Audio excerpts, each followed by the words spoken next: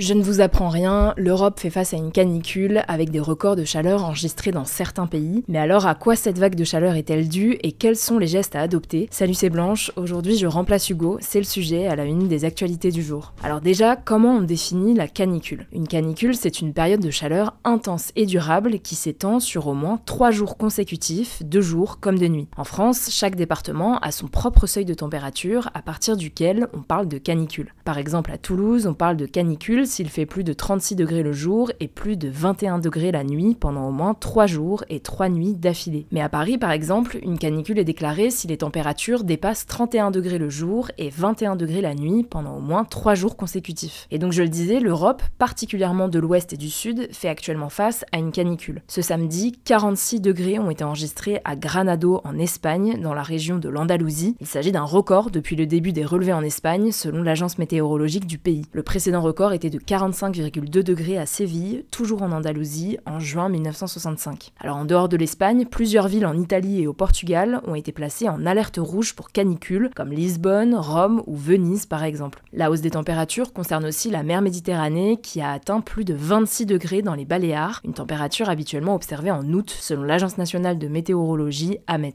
Plus globalement, ce dimanche, la température de surface de la mer Méditerranée a atteint un record historique pour un mois de juin avec une moyenne de 26,01 degrés selon les données du programme européen Copernicus analysé par Météo France. En France aussi, la situation est assez préoccupante. La canicule s'est abattue sur le pays vendredi et elle continue à s'étendre avec 84 départements placés en vigilance orange pour canicule ce lundi. Il s'agit d'une situation jamais vue selon la ministre de la Transition écologique Agnès Pannier-Runacher. En tout cas, ce record égale celui de l'été 2022 lorsque 69 départements avaient été placés en alerte orange et 15 en alerte rouge pour canicule. Concrètement, en France, les températures ont dépassé localement les 40 degrés. Le pic de chaleur est attendu pour ce mardi et ce mercredi, avec des pointes à 41 degrés. A noter d'ailleurs que Météo France a placé 16 départements en vigilance rouge canicule pour la journée de mardi, en plus des 68 en vigilance orange. Alors on va revenir dans un instant sur ce qui a été mis en place pour faire face à ces températures, mais avant ça, à quoi cette vague de chaleur est-elle due? Eh bien, cet intense épisode caniculaire est causé par un dôme de chaleur. Il s'agit d'un phénomène météorologique qui se produit quand un anticyclone puissant reste bloqué au-dessus d'une région pendant plusieurs jours. Un anticyclone, c'est une zone de haute pression où l'air descend. Cet air qui descend se comprime et chauffe. Et donc quand cet anticyclone est très fort et stable, il forme un dôme de chaleur. C'est une sorte de couvercle qui empêche l'air chaud de partir, bloque les nuages et la pluie et fait grimper les températures. Ce dôme, il est aggravé par de l'air brûlant venu du Sahara. D'habitude, la Méditerranée rafraîchit cet air, mais elle est actuellement trop chaude pour jouer ce rôle. Résultat, l'air reste chaud en traversant l'Europe. Selon les experts, les canicules répétées en Europe sont un signe clair du dérèglement climatique. D'après le GIEC, donc le groupe d'experts de l'ONU sur le climat, il est quasi certain que la fréquence, l'intensité et la durée des vagues de chaleur ont augmenté depuis 1950 et continueront à augmenter avec le réchauffement planétaire. Si on prend l'exemple de la France, elle subit actuellement sa 50e vague de chaleur depuis 1947 et la 33e du 21e siècle. Avant 1989, la France connaissait en moyenne 1,7 jours de vagues de chaleur par an. Ce chiffre était monté à 8 par an entre 2000 et 2015 et depuis 10 ans, la France en enregistre 9,4 chaque année. Par ailleurs, les records de température sont régulièrement battus, dépassant ceux de la canicule meurtrière de 2003 qui avait tué environ 15 000 personnes. En 2019, un nouveau record national avait été établi avec 46 degrés dans l'Hérault. A noter qu'avec les politiques actuelles, la température moyenne en France pourrait augmenter de 4 degrés d'ici 2100, entraînant 10 fois plus de jours de chaleur extrême selon Météo France. Mais alors, comment la France et le reste de l'Europe prévoient de s'adapter face à la multiplication des vagues de chaleur à venir? Revenons déjà sur les mesures qui ont été prises pour faire face à la canicule actuelle. En Italie, par exemple, plusieurs mesures locales ont été mises en place. À Venise, les bâtiments climatisés et les bâtiments publics offrent des visites guidées gratuites aux plus de 75 ans qui sont particulièrement vulnérables face à la chaleur, et à Rome, les piscines sont gratuites pour les plus de 70 ans. En Grèce, plusieurs municipalités ont dû fermer des écoles plus tôt à cause des températures anormalement élevées, et des débats ont d'ailleurs régulièrement lieu en Italie pour repousser la rentrée scolaire en octobre, mais l'idée ne fait pas du tout l'unanimité. En France, 200 écoles sont fermées totalement ou partiellement pendant la canicule, donc jusqu'à mercredi. À noter qu'environ 8 écoles, collèges et lycées sur 10 ont besoin de rénovation pour respecter les normes de performance énergétique dans les années à venir. L'objectif serait notamment d'améliorer leur capacité à résister aux épisodes de forte chaleur, mais le coût est estimé entre 40 milliards et 50 milliards d'euros à la charge des collectivités, donc les départements et les régions. En dehors de l'école, le monde du travail est aussi contraint de s'adapter. En Grèce, certaines activités extérieures sont interdites aux heures les plus chaudes et le télétravail est encouragé. En France, un décret qui entrera en vigueur le 1er juillet impose aux employeurs d'adapter l'organisation du travail et les postes pour protéger les salariés des effets de la chaleur, avec notamment des aménagements horaires, des pauses renforcées et un accès facilité à l'eau potable. Mais au-delà des mesures immédiates, le gouvernement français prépare son territoire à un réchauffement climatique pouvant atteindre 4 degrés d'ici 2100, ce qui augmenterait fortement la fréquence des canicules notamment. Le gouvernement a donc présenté un plan en mars dernier avec une 50aine de mesures, comme rénover les bâtiments publics et aménager les villes en développant des îlots de fraîcheur avec des espaces verts et des points d'eau. Cependant, de nombreux experts jugent que ce plan n'est pas suffisamment ambitieux et qu'il n'est pas doté de moyens suffisants pour préparer pleinement la France aux impacts d'un réchauffement à plus 4 degrés. En tout cas, les canicules peuvent avoir des effets significatifs sur la santé, allant de simples migraines à des fièvres importantes jusqu'au coup de chaleur qui peut provoquer un malaise, une perte de connaissance, voire dans certains cas entraîner le décès. Il faut donc surveiller certains symptômes comme les crampes, la fatigue inhabituelle, la fièvre au-delà de 38 degrés, les vertiges, les nausées ou encore les propos incohérents. En cas de doute ou de malaise, n'hésitez pas à appeler le 15. Et puis pour prévenir ces risques, certains gestes simples peuvent faire la différence, comme boire de l'eau régulièrement, même sans avoir soif, et fermer les volets et les fenêtres pendant les heures les plus chaudes. Le gouvernement a également réactivé le numéro vert Canicule Infoservice, le 0800 06 66 66, qui est accessible gratuitement de 8h à 19h pour obtenir des conseils sur les bons réflexes à adopter en période de forte chaleur. C'est tout pour ce sujet, je vous laisse avec Léa pour les actualités en bref. Merci Blanche et bonjour à tous. On commence avec cette actu. Depuis le 12 juin, 29 cas d'intoxication à la bactérie E. coli ont été identifiés dans l'agglomération de Saint-Quentin, dans le département de l'Aisne, dont 28 sur des enfants, a annoncé la préfecture. Une adolescente de 11 ans est également décédée le 16 juin dernier. Alors cette bactérie, on en a déjà parlé, elle provoque des diarrhées, des douleurs abdominales ou encore des vomissements et parfois de la fièvre. Dans les cas les plus graves, il peut y avoir des complications rénales, majoritairement chez les enfants. Pour le moment, on ne connaît pas précisément les origines de cette contamination dans l'Aisne, mais des traces de la bactérie ont été retrouvées dans certaines boucheries de la région. En tout cas, le pôle de santé publique du parquet de Paris s'est saisi de l'enquête sur ces intoxications. Deuxième actu, le Premier ministre François Bayrou a estimé qu'il y avait, je cite, une majorité au Parlement pour voter en faveur d'un mode de scrutin proportionnel aux élections législatives dans l'émission Le Grand Jury ce dimanche. Il a promis de présenter un texte en fin d'année ou début 2026 pour tenter de faire adopter ce mode de scrutin. Alors actuellement, les députés sont élus à l'Assemblée nationale au scrutin majoritaire. C'est donc le candidat arrivé en tête qui remporte l'élection, quel que soit son pourcentage. En revanche, les citoyens français votent au scrutin proportionnel pour les élections européennes. La proportionnelle consiste à attribuer à des listes de candidats un nombre de sièges en proportion des voix qu'elles reçoivent lors d'une élection. Et donc, contrairement à aujourd'hui, les Français ne voteraient plus pour un candidat, celui de leur circonscription, mais pour une liste de candidats. Chaque liste obtiendrait donc un nombre de sièges calculé en fonction du pourcentage de voix recueillies au niveau national. Pour ces défenseurs, la proportionnelle permet de garantir une meilleure représentation de l'ensemble des Français et pousserait les députés à trouver des compromis en cas de blocage sur un texte de loi. Mais pour ses opposants, elle rend plus difficile l'apparition d'une majorité à l'Assemblée nationale, favorisant une forme d'instabilité politique car elle pousse les partis à s'entendre sur certains sujets. À noter que la représentation proportionnelle pour les élections législatives a été utilisée à 3 moments, sous la Troisième République, la Quatrième République et en 1986 pour une seule élection. Troisième actu, à l'international, l'Ukraine a subi ce week-end les frappes aériennes les plus massives depuis le début de l'invasion russe à grande échelle de son territoire en février 2022. Un avion de chasse F-16 ukrainien et son pilote ont été abattus dans l'attaque. Quelques heures plus tôt, samedi, 2 personnes ont été tuées et 14 blessées, dont 3 enfants, dans une attaque de drone dans la région d'Odessa, au sud de l'Ukraine, selon les autorités locales. Et d'ailleurs, vu qu'on parle de l'Ukraine, le président ukrainien Volodymyr Zelensky a signé ce dimanche un décret pour que son pays se retire de la Convention sur l'interdiction des mines antipersonnelles. Adopté en 1997 et ratifié par plus de 160 pays, dont l'Ukraine mais pas la Russie, ce traité interdit l'utilisation, le stockage, la fabrication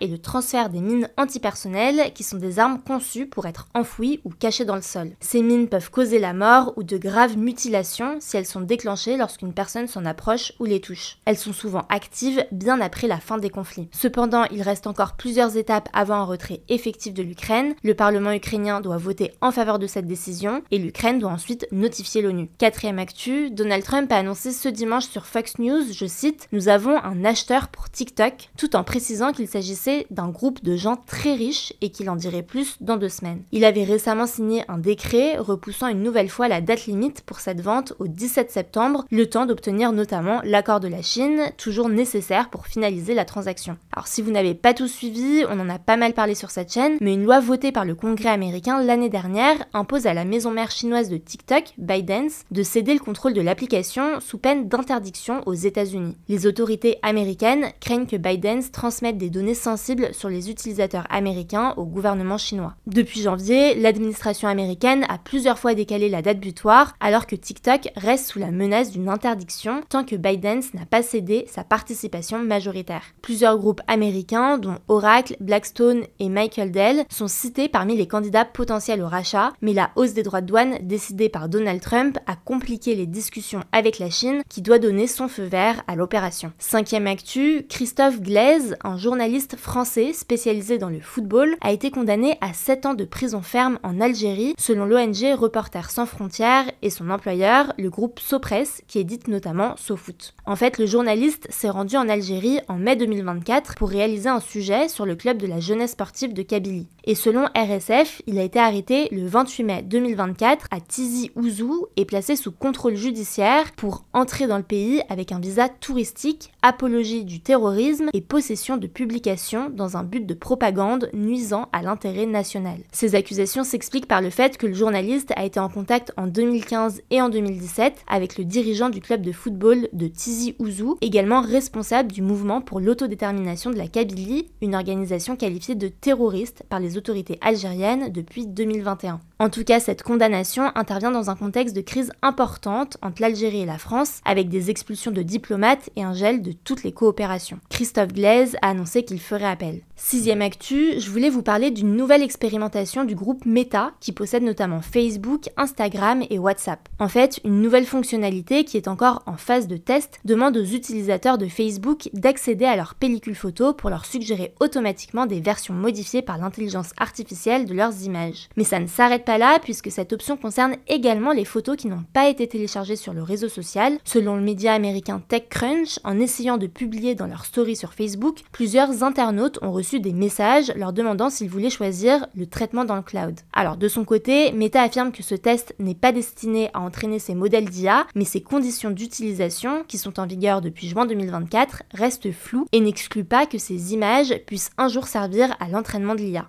En tout cas, les utilisateurs peuvent désactiver cette option, ce qui entraîne la suppression progressive des photos non publiées des serveurs sous 30 jours. Et enfin, dernière actu, le Dalai Lama, le leader du bouddhisme tibétain, qui a fêté ses 90 ans ce lundi, a laissé entendre qu'un successeur serait nommé après sa mort pour perpétuer son combat pour la liberté de son pays. Pour info, il s'agit du 14e Dalai Lama du pays, qui est considéré comme une réincarnation du Bodhisattva de la compassion. Cette lignée de réincarnation est centrale dans la tradition du Tibet depuis le XVIIe siècle. Et cette succession est un sujet crucial pour la communauté tibétaine et surtout hautement politique en raison des tensions entre le Tibet et la Chine. Le Dalai Lama a insisté pour que son successeur soit né dans le monde libre, écartant ainsi toute décision chinoise sur la désignation de son successeur. Merci Léa pour ces actualités et merci à vous de continuer à suivre ce format. Il existe aussi en version podcast, n'hésitez pas à vous abonner, il est disponible sur toutes les plateformes, Deezer, Apple Podcast ou encore Spotify. Voilà, je crois que j'ai tout dit. Prenez soin de vous, prenez soin de vos proches et je vous dis à plus tard.